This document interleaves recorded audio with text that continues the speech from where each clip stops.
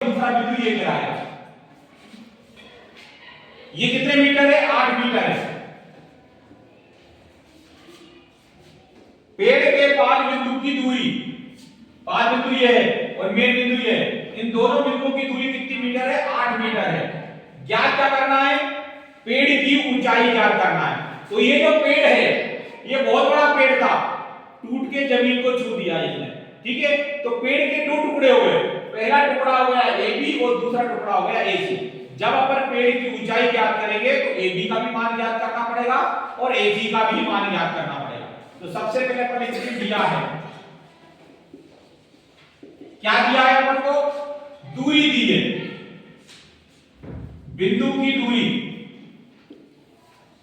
ये दिया है, पाद बिंदु की दूरी।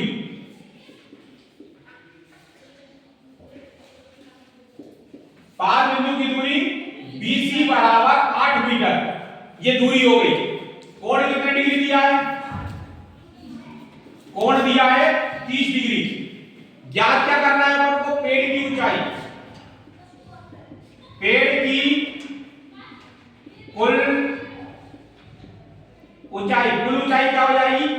AB प्लस AC, क्योंकि पेड़ का जो आधा भाग है वो AB है और जो दूसरा भाग है वो है AC, तो दोनों को जोड़ के निकालेंगे। तो यहां हल करते हैं। सबसे पहले त्रिभुज ABC में सबसे पहले कौन सी भुजा ज्ञात करनी है अपन को? AB भुजा ज्ञात करनी है। तो AB यहां पर है, दूरी अपन को दी है और ऊंचाई अपन को ज्ञात करना है। तो कौन सा फार्मूला लग जाएगा? लंब बटे आधार, लाल बटे कत्ता के अनुसार लंब बटे आधार किसका फार्मूला होता है? tan का फार्मूला होता है। तो ये लगाएंगे अपन tan। tan कितने डिग्री? 30 डिग्री। लंब बटे आधार AB बटे BC। tan कितने डिग्री? 30 डिग्री। तुम कोण दिया है, tan का फार्मूला होता है लंब बटे आधार। लंब बटे आधार फार्मूला क्यों लगाया tan का?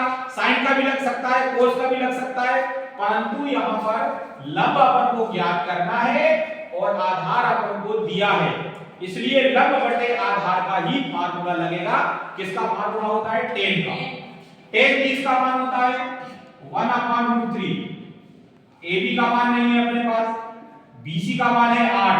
AB का गुणा करिए इधर, AB√3, 8 एकम 8, AB बराबर 8/√3। ये निकल आया AB का मान। इसी प्रकार से अब मान निकालते हैं अपन दूसरी स्टेप का। इसी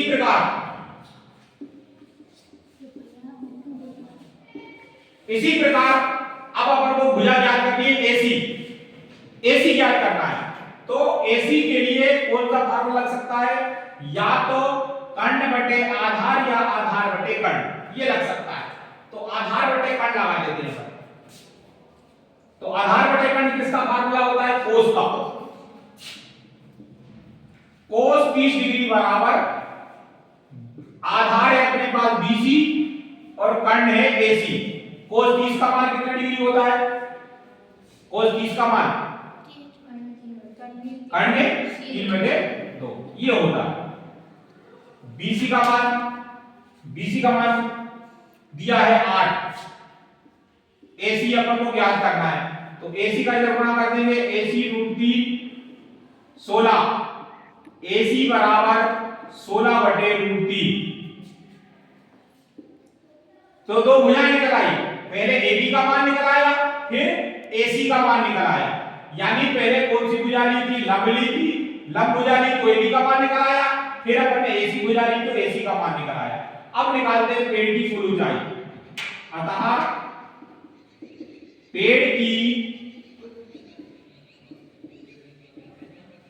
कुल ऊंचाई, पेड़ दो भागों में बटा हुआ था, पहला भाग था AB, दूसरा भाग था AC, दोनों को जोड़ देते हैं, AB प्लस AC।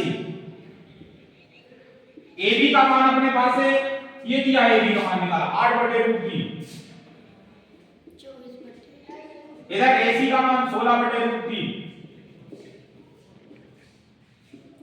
√3 को अपन कॉमन ले लेते नीचे, √3 एलसीएम में आ गया कॉमन में, ऊपर क्या बचा 8 + 16, 8 और 16 हो जाएगा 24। आप इसको भी आंसर मान सकते हो अगर इसको आगे हल करना है तो।